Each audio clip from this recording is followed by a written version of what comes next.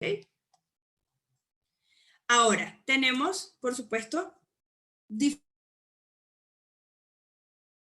perfilación criminal. Entonces tenemos, primero, el método inductivo o conocido como perfil de agresores conocidos.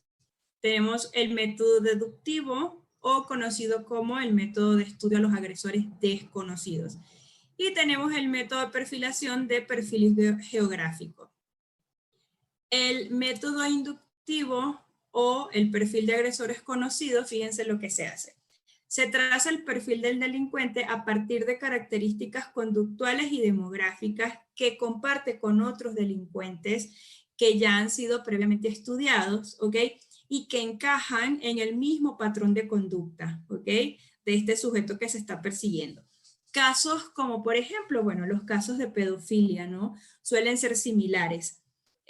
Sabemos que muchos están dentro del hogar, sabemos que son con personas que obviamente no representan ningún peligro porque a través de la inocencia o a través del miedo se mantienen en silencio. ¿Qué más sabemos? Sabemos que tienen distorsiones cognitivas en cuanto al sexo y que muchos creen que no están haciendo el mal. O sea, sí tenemos nosotros entonces a través del método inductivo mucho acercamiento a qué tipo de criminal es el que estamos estudiando, qué tipo de criminal es el que estamos buscando, ¿no? Entonces, recuerden, el inductivo entonces se basa en el estudio de un criminal a partir del estudio de otros criminales que ya previamente se ha establecido incluso un perfil, ¿no? Luego tenemos el método deductivo o de agresores desconocidos. En este caso, bueno, aparte les digo, el método inductivo es, por supuesto, es estadístico, ¿no? Porque yo tampoco puedo decir que si tres ladrones, vaya, ¿no?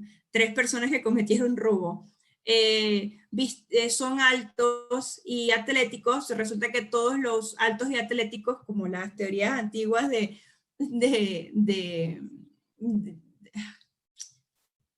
¿cómo se llamaba este autor? Bueno, no recuerdo, pero como el leptosómico, el pícnico, el que decía que físicamente tienes una intencionalidad hacia el delito de acuerdo a cómo tú te veas, ¿no?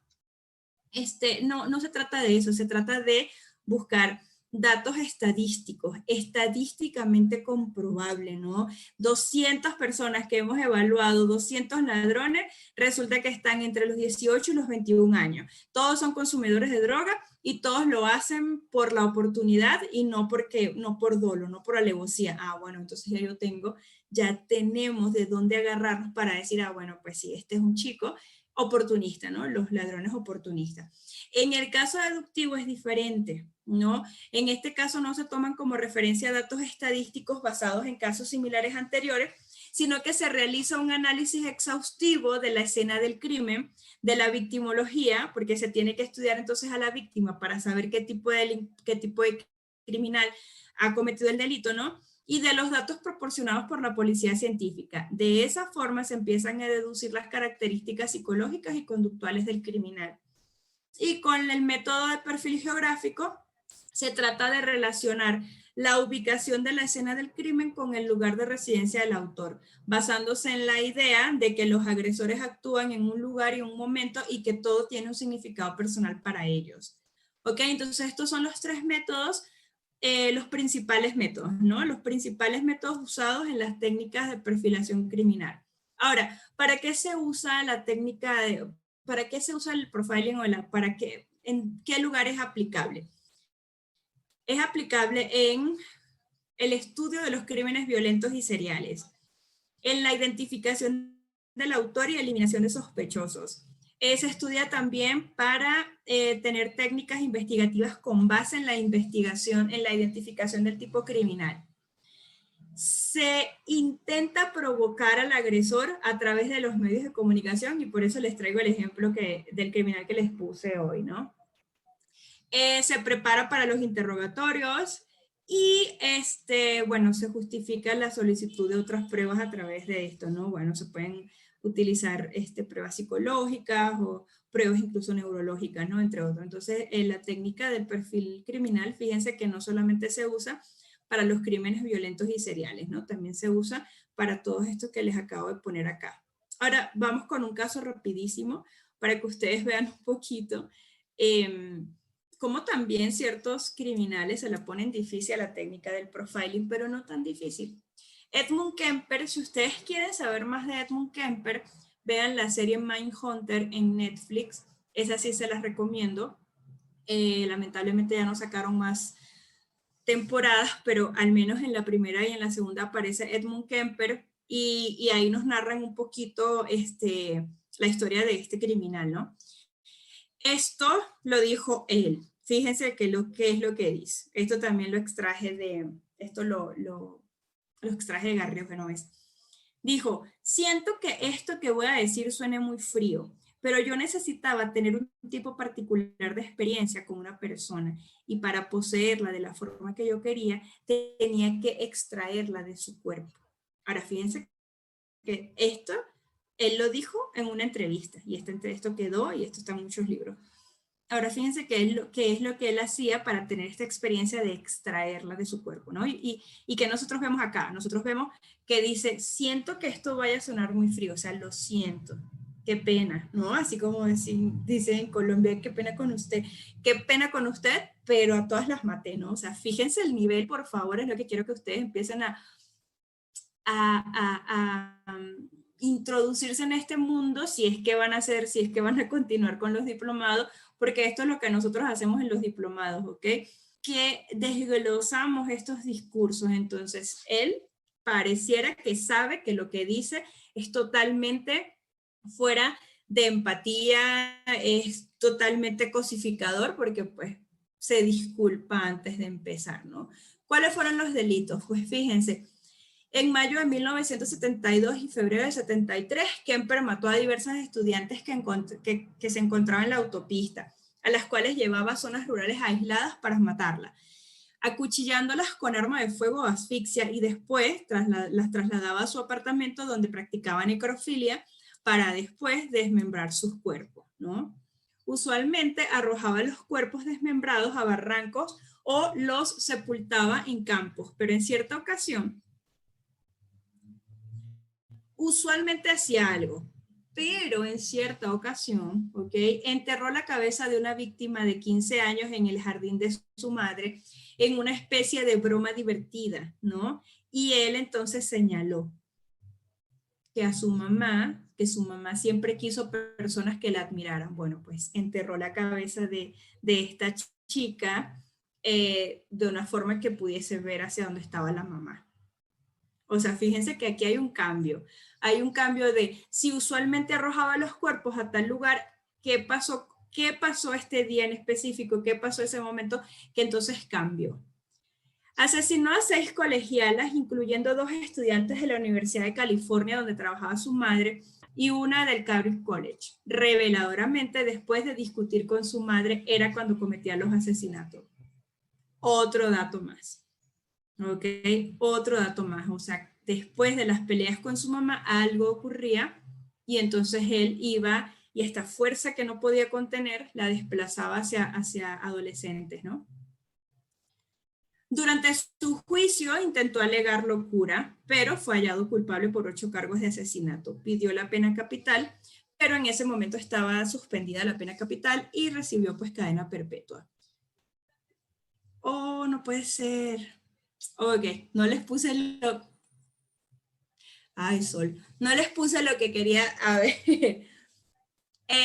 Lo que les quería poner que tiene relación obviamente con esto que estamos acá viendo. Fíjense, bueno, se los narro. Resulta que él, su último delito, lo comete, pues el último delito, no sé por qué no se los puse, se me fue el pajarito, ¿no?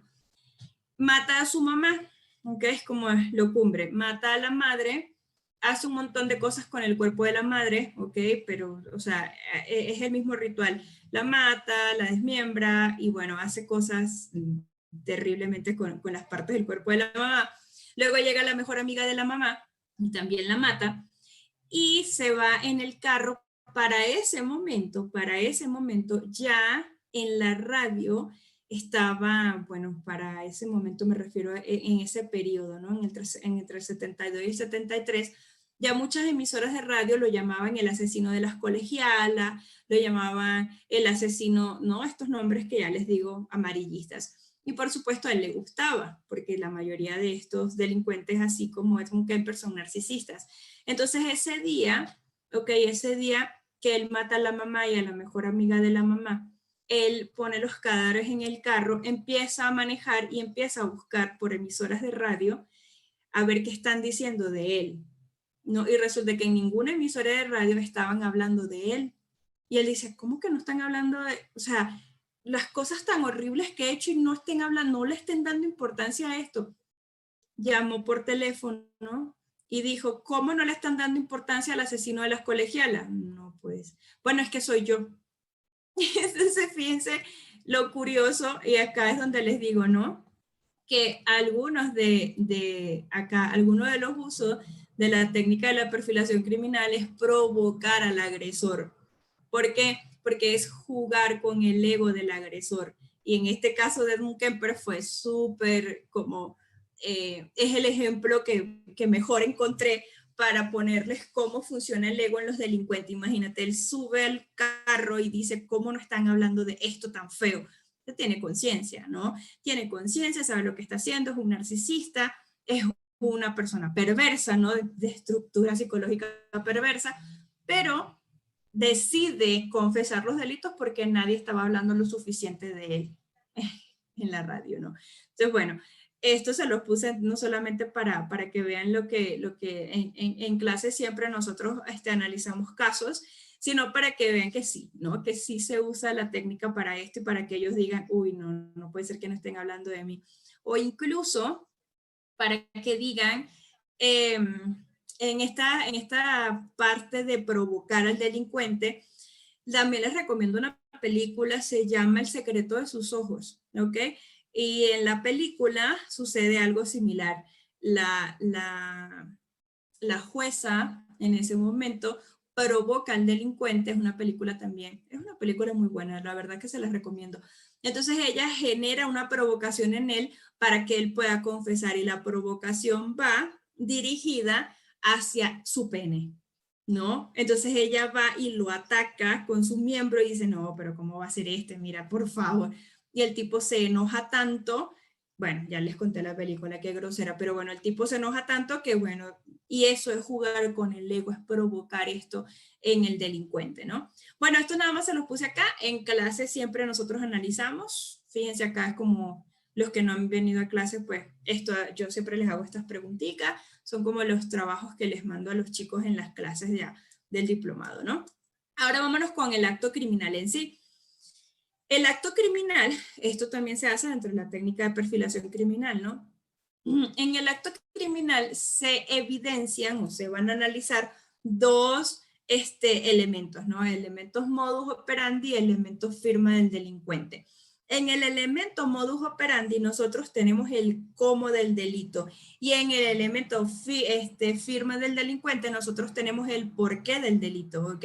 Entonces, en el modus operandi, ¿qué es lo que se toma en cuenta? La evidencia conductual, el método de aproximación a la víctima, si fue por engaño o fue por sorpresa, el momento del día elegido para actuar, las zonas seleccionadas para abordar y atacar a la víctima, el arma utilizada y la fuerza necesaria o no necesaria para controlar a la víctima, cómo accedió el sujeto a la escena del crimen, cómo la abandonó y qué conductas de precaución ha tenido hasta ahora, ¿no? Para que no lo agarren. Esto es el cómo del delito de acuerdo a Garrido Genovés. Y tenemos entonces la firma del delincuente. En la firma del delincuente está la motivación, ¿ok? Entonces, ¿qué es lo que vamos a buscar? Los rituales o conductas que revelan las fantasías del delincuente, ¿ok? Los actos como seleccionar una determinada víctima, el diálogo que establecen con ella. Léanse el caso del carnicero de Milwaukee, ¿ok? Jeffrey Dahmer. Busquen porque está en el curso de lo que él decía, pero él era un delincuente psicótico. Entonces, busquen por ahí, ¿no? ¿Cuáles eran estas fantasías que tenía este delincuente en torno a lo que estaba haciendo? Las acciones violentas no necesarias para controlar a la víctima. Esto es como cuando ya tienes sometida a la persona, ¿saben? Han visto, ¿no? Sometida a la persona y aún así, o ya le disparaste, pero después lo escupes. O ya le disparaste, pero después lo desmiembran. Bueno, esto, ¿no? Las acciones no necesarias. Las mutilaciones, las formas de dejar un cadáver y los actos post-mortem realizados con ese cadáver, o el llevarse recuerdos o trofeos de la escena del crimen, ¿ok? Todos estos son ejemplos característicos de la firma. Y aquí tenemos el porqué del delito, ¿ok? Aquí es donde nosotros empezamos a ver el porqué. Entonces, la firma más el modus operandi, entonces nos lleva a realizar las siguientes preguntas. ¿Qué motivó al delincuente a cometer el crimen? Básicamente, Garrido Genoves nos dice que son 4 las motivaciones: venganza, ira, sadismo o por sexo. ¿Ok? Entonces nosotros lo que vamos a buscar es cuál de esos elementos fueron los que cuidaron la vida de esta persona para cometer el delito. También tenemos en una segunda categoría el lucro, es decir, por ganancia, como en el caso de los sicarios, el lucro o el mostrar lealtad a alguien. Es decir, cuando pertenezco a una pandilla, ustedes lo saben, hay una clase buenísima que hizo un compañero que también da clases en este diplomado sobre bandas delictivas y la presión social y esta determinación que tienen las personas de unión en las mafias, en las pandillas, es un tema impresionante de lealtad, ¿no? Entonces, bueno, estas son las motivaciones básicamente, de acuerdo a Garrido Genoves, que hacen que una persona cometa un crimen, ¿no?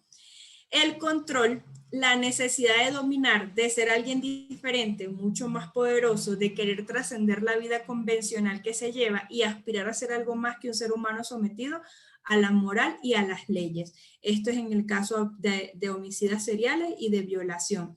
Que por cierto hay un estudio bien interesante que hizo Robert Hare, en donde él decía, Robert Hare es uno de los principales exponentes, por si no lo saben, que habla de psicopatía, ¿no? Y uno de mis padres, de mi padre teórico. Entonces, Robert Hare decía, es que el tema aquí no es tratar tanto de comprender a un homicida, a un asesino, ¿saben? O sea, el tema aquí es tratar, yo nunca he visto aquí en Facebook, bueno, los voy a ver. El tema aquí es tratar, porque una persona, o sea, ustedes, yo, cualquiera de nosotros acá, podemos cometer un delito, ya lo sabemos, ya quedó claro.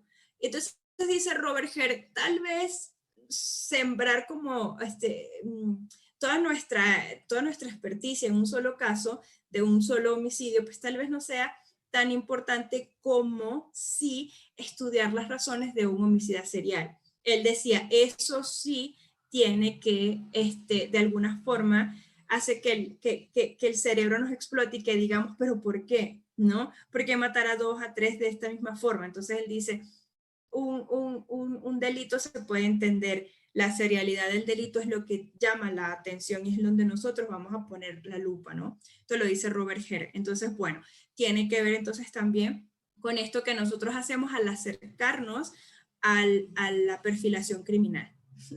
Entonces está la frase, ¿no? Mira, Sol, tú lo puedes decir como sea, pero yo no sería capaz de cometer un delito, ¿no? Yo sería incapaz. Y bueno, mira, aquí es donde les digo, léanse muchísimo a Garrido Genoves, léanse muchísimo los experimentos de Stanford, léanse muchísimo las torturas de Abu Ghraib, para que veamos cómo, sí, están pequeñas y al revés porque pues está volteado el teléfono, alguien que comentó por ahí.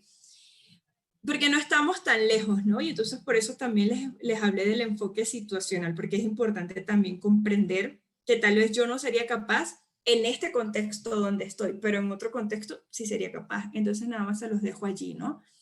Ahora bien, ya para terminar, chicos, chicas, Facebook, Instagram, Twitter, ya me siento como una influencer. Comparte, dale like. Bueno, chicos, a los que ya me conocen saben que yo aquí para no sentirme tan solita, yo hago chistecitos así nadie se ríe. Bueno, entonces ya para terminar, ¿ok? Vamos a ver qué es lo que hace que una persona cometa o no cometa delitos, porque se los dije al principio. Ajá, sí, está bien. Todos somos capaces, pero no todos hemos cometido delitos. Como les dije hace rato, hay situaciones en las que uno decide no entrar y esas situaciones a veces dicen, mira, sabes que yo no me voy a comprometer con esto, yo no voy a hacer esto porque yo no voy a cometer un delito, o esto me parece que está un poco turbio, o esto me parece, entonces, bueno, ¿qué es lo que hacen? Bueno, desde la psicología, ¿ok? Hablamos de 3 formas en la que actúan nuestros mecanismos. Nosotros los seres humanos tenemos 2 tipos de mecanismos. Tenemos los mecanismos de defensa, que siempre van, los mecanismos de defensa son inconscientes y siempre van a salvarnos. ¿Cuál? La negación, la proyección, no soy yo, eres tú, no, que digo, no eres tú, soy yo, bueno, ya saben, ¿no? Estos que nos han dicho mucho por ahí. La negación, no, es que no fui yo, o sea, yo qué iba a saber. O quién más sería, bueno, hay mucho, ¿no? El desplazamiento, es decir, no me hago algo, no lo pago con Adrián Boy, lo pago con Durí, ese es el desplazamiento, ¿no? Entonces, bueno, existen muchos mecanismos de defensa, son inconscientes, lo que buscan es que no sea tan fuerte una experiencia que estemos vivenciando. Eso es mecanismo de defensa. Pero al lado de los mecanismos de defensa tenemos mecanismos inhibitorios, gracias a Dios. Y a partir de estos mecanismos inhibitorios, allí hay una diferencia entre el delincuente y nosotros, que no es un monstruo, que es un ser humano, pero que nosotros estos mecanismos los tenemos muy bien contenidos. Bueno, gracias a Dios. Ustedes, pues ya al terminar la clase dirán, caracoles, como que no tengo esa muy bien. Bueno, ustedes ya se revisan esa sombrita. Pues entonces tenemos el primero.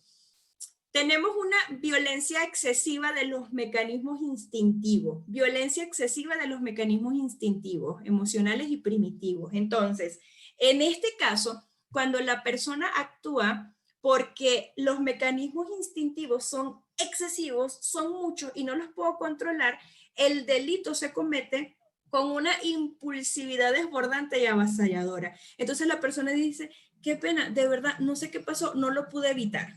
Allí entonces estamos estudiando a violencia excesiva de los mecanismos instintivos. Mi instinto es ponerme a salvo, mi instinto es atacar porque me estoy sintiendo amenazada. Entonces, ¿qué hago? Ataco el doble, ¿no? Entonces, ¿qué hago? Me paro y disparo y después digo, no sé qué pasó, ¿no? Eso en psicopatología también tiene nombres, ahorita no vamos a hablar de eso, pero bueno, entonces es una impulsividad avasallante y desbordante. Entonces la persona dice, no lo pude evitar. Tenemos un segundo tipo de mecanismo. La debilidad excesiva, fíjense, en el otro era violencia excesiva. Aquí es una debilidad excesiva de los mecanismos inhibitorios que aseguran la condición refleja negativa de estos mecanismos. Entonces la persona dice, mira, ¿sabes qué? Yo lo volvería a hacer 1 y 1000 veces porque yo, por mi familia, la vida, ¿no? O yo por mi moral, la vida. Esto de mi moral lo decían mucho los presos en el penal. Entonces, en este caso hay una total identificación del sujeto con su tendencia delictógena, ¿ok? Entonces, ¿qué estamos viendo? Debilidad excesiva de los mecanismos inhibitorios, es decir, no hay nada que me inhiba. Yo voy a actuar con relación a lo que yo esté sintiendo, a lo que yo me estoy sintiendo amenazada. Este es el delincuente común, el antisocial común. Y tenemos un tercer factor, que es la coincidencia, un tercer elemento que es la coincidencia de ambos factores, es decir, del que está arriba y el que está abajo acá descrito. Aquí no existe conciencia de culpa. Aquí la persona dice, bueno, pero ¿por qué está mal lo que yo hice? ¿No? O sea, ¿qué es lo que hice mal? Estos casos son mayoritariamente psicópatas, no psicopáticos totalmente. Hay muchas narrativas que tengo de psicópatas que yo evaluaba en el penal y que realmente cuando yo trataba de hacerles ver que estuvo mal lo que hiciste porque está mal matar, lo que hacían era voltear el discurso y tratar de ponerme a mí en la misma situación de ellos, ¿no? Luego yo les cuento por qué, si ustedes quieren saber por qué, pues ya se los diré en una oportunidad, pero hay muchos casos que lo que quieren es que tú te cuestiones, sobre todo el psicópata en este tercer elemento, que tú te cuestiones tus valores para que tú puedas entender por qué ellos hicieron lo que hicieron. Entonces, bueno,